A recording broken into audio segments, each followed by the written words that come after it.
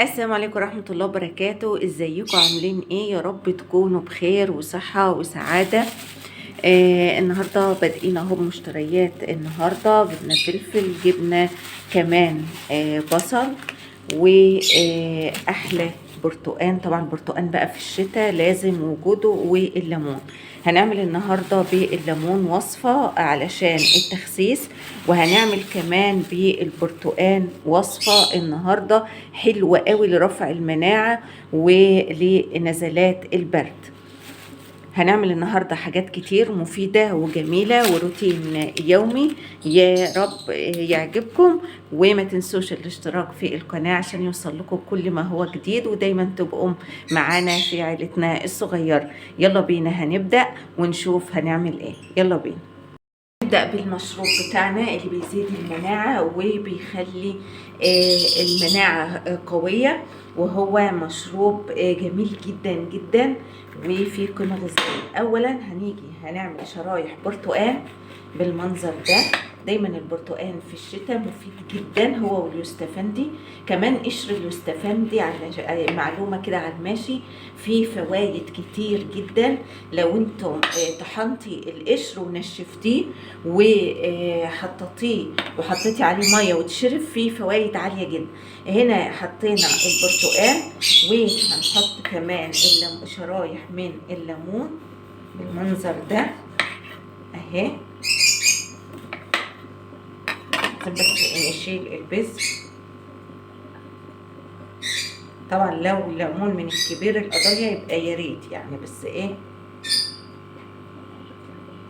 انا اللي عندي شريان ليمون صغير. هجيب الحاجة اللي انا هحط فيها. هحط شرايح البرتقان بالمنظر ده كده اهو. دي هتترمى عشان هي اللي تحت. وهحط شرايح الليمون بتاعتي بالمنظر ده برضو. هاجي هنا هحط معلقة من الكركم، يعني نص او معلقة، هو يعني سواء نص سواء ما خليها معلقة، لانه الكركم بيعالج اي التهابات موجودة في الجسم. وكمان نص معلقة فلفل اسمر، عشان الفلفل الاسمر مع الكركم مفيد جدا جدا للجسم. وبعد كده هقطع جنزبيل. عندي حته اهي هقطعها، يكون جنزبيل فريش. هقطعه برضو وهحطه فيها اهي. ولو عود قرفه يستحسن يا ريت كمان. هشوف برضو عندي عود قرفه اهو. احطها كده كده الجنزبيل. هحط كمان عندي بذر بصل اللي انا كنت عملت فيديو عنه وقلت لكم انه فيه فوائد رهيبه. هو فيه فوائد كمان مش للشعر، لا ده كمان مضاد للالتهابات. هحط منه نص معلقه اهي. خلاص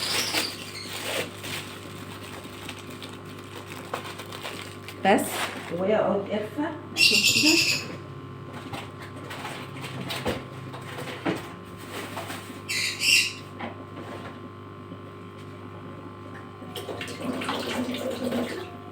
ادي عود قرفه.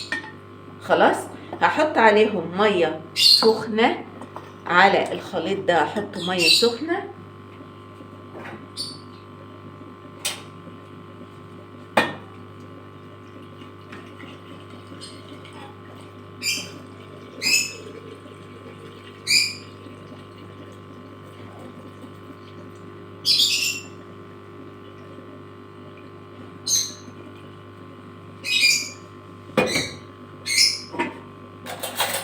وهقلب.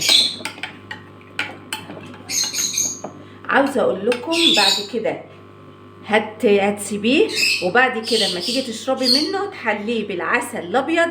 قمه قمه قمه في الغذاء. مشروب صحي ويرفع مناعتك ومناعه ولادك. دي كان اول حاجه في الروتين معانا، مشروبنا الصحي. تمام، يلا بقى ننقل ونشوف هنعمل ايه. هنا انا حطيت البصل هحط بقى حتة السمنة بتاعتي او الزبدة اهي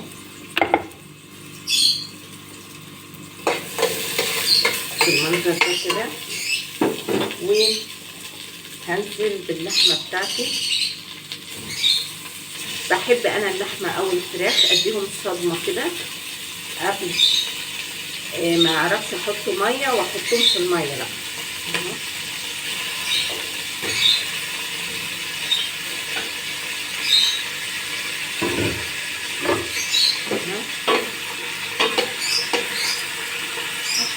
وقت البوتاجاز خلاص. هجيب هنا الفلفل الاسمر، هنحط طبعا الملح مع اللحمه بيبقى في الاخر كده، كركم وشويه قرفه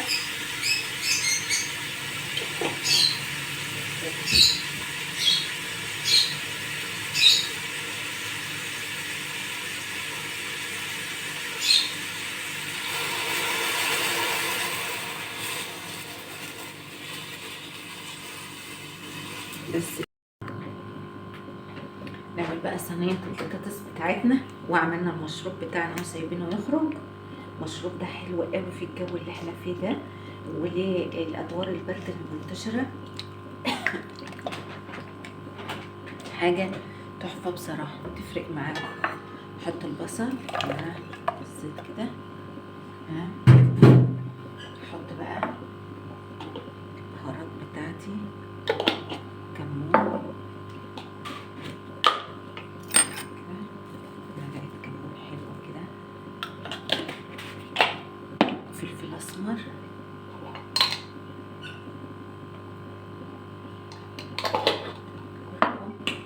الكركم ده رهيب رهيب للالتهابات وبرضه للجو اللي احنا فيه ده. هقلب بقى كل الكلام ده، ادعكه بقى كده البصله مع الدنيا كده اهو.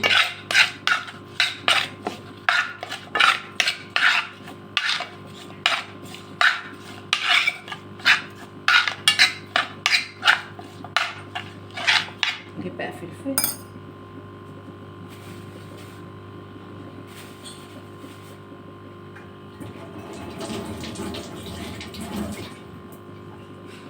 انا مش عاوزاها كبيره، يعني انا مش عاوزه الفلفلات تكون كبيره، بس تدي كده طعم، تدي ريحه للبطاطس اهي.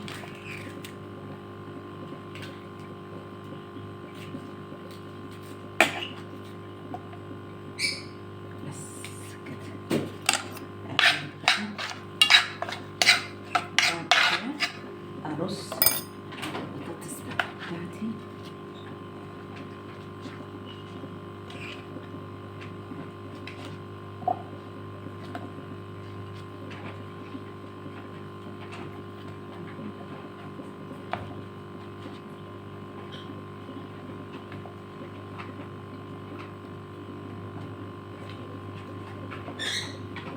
اهو.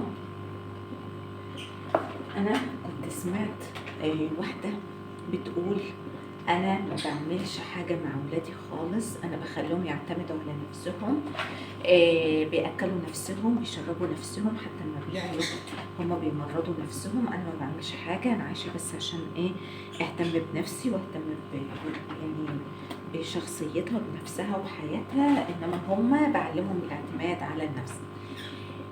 هو جميل ان الواحد يعلم ابنه او بنته الاعتماد على نفسه، مفيش مشكله، بس انت كده بتنفي دورك كأم. الام فين؟ الام اللي ربنا اتكلم عنها، الام اللي الرسول قال الجنه تحت اقدام الامهات، فين الام؟ انت كده يعني معلش، يعني انت كده مش ام. متعه الام في ان هي تقف جنب ولادها، ومتعه الام ان هي تشوف طلبات ولادها، ومتعه الام لما ثمرتها، يعني ثمرة تعبها ده تشوفه لما تلاقي ولادها كده في مراكز عالية وكده، ده يبقى ده هي عملت انجاز عظيم ان هي خرجت ناس محترمه، ناس قادره على المسؤوليه، ناس حاجه كويسه. فهي دي متعه الام. متعه الام في ان هي ابنها ما يبقى تعبان او بنتها تقف جنبه لحد ما تقومه بالسلامه، لحد ما يبقى كويس وتشوفه واقف على رجليه. متعة الأم إن هي تقوم الصبح تعمل اللانش بوكس وتعمل الأكل. دي من وجهة نظري متعة البيت والشغل البيت والحاجات دي متعة. ازاي تنفي دورك كأم وتسيبهم هيطلعوا على فكرة مش حاسين بيكي، عندهم جحود، خلاص معتمدين على نفسهم، مش محتاجينك في حاجة. الاعتماد على النفس ده بيبقى في فترة معينة، مش بيبقى في السن صغير. يعني ما ينفعش سن صغير اقول له روح اعتمد على نفسك، وما هو ده اللي بيخلي العيل يلاقي الحنان بره، او يلاقي الحاجة كويسة بره. فاصحاب السوق يشدوا لهم بكلمة كويسة، او اي حد يكون مش كويس يجره بكلمة مش كويسة. فلازم الام اجيب بس شوية شوربة قوي، دي شوية شوربة بقى عليها كده.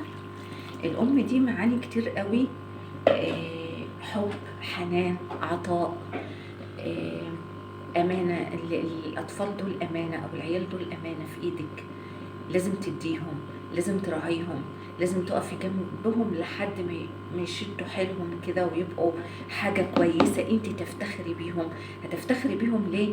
الا لما تكوني علشان خاطر ده ثمرتك انت، اللي زرعتيه حصدتيه، اللي زرعتيه في العيال دي، سواء من مبادئ، من قيم، من تربية، بتحصديه لما يكبروا.